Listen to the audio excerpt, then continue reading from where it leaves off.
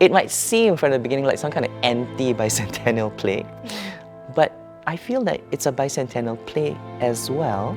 It's just another strand in all these multiple strands that we're witnessing this year. The secret of it is in the title of the play, which is Merdeka, which means freedom in Malay.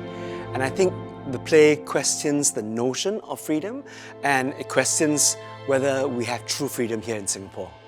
The bicentennial celebrations made me think a lot about how we tell Singapore's history, especially the colonial history, because definitely one of the main questions that we deal with in this play is why are we commemorating the beginning and not the end of colonialism? Every country has its own national narrative, which they tell you is your narrative.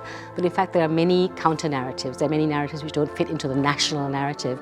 And the more different narratives you hear, the different fictions you hear a much more complex world. And that way it doesn't exclude people. Sometimes my contention that the history that you learn in school is a very specific kind of history, right? Because it's a history for nation building. It's a history in a sense, it's got certain agendas, one of which is to give you a sense of citizenship, for example.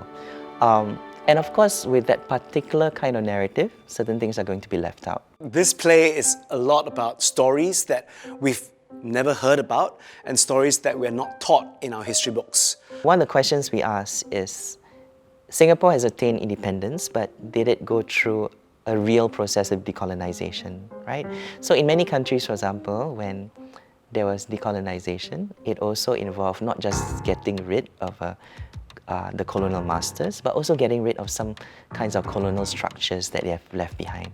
Some colonial laws, for example, that were used in the past as repressive measures against colonial subjects, now using it against citizens. I think those things are worthy of being critiqued and questioned. And I think Alfian himself and Wild Rice try to create space for difference and for dissent, and in a way that's not confrontational, but just to say, let's be open, let's be honest, let's be opinionated, and let's be opinionated together in public. It makes us know that we can disagree, you know, and still go and shake hands afterwards and have a drink. The best place to make historical stories come alive is in the theatre, is seeing it not as words on a printed page, but seeing it come alive for you in a 3D way. I just want to see these stories come alive, not just for myself, but for our audiences. And is there anything else you want to mention or add? Merdeka! Okay. Okay.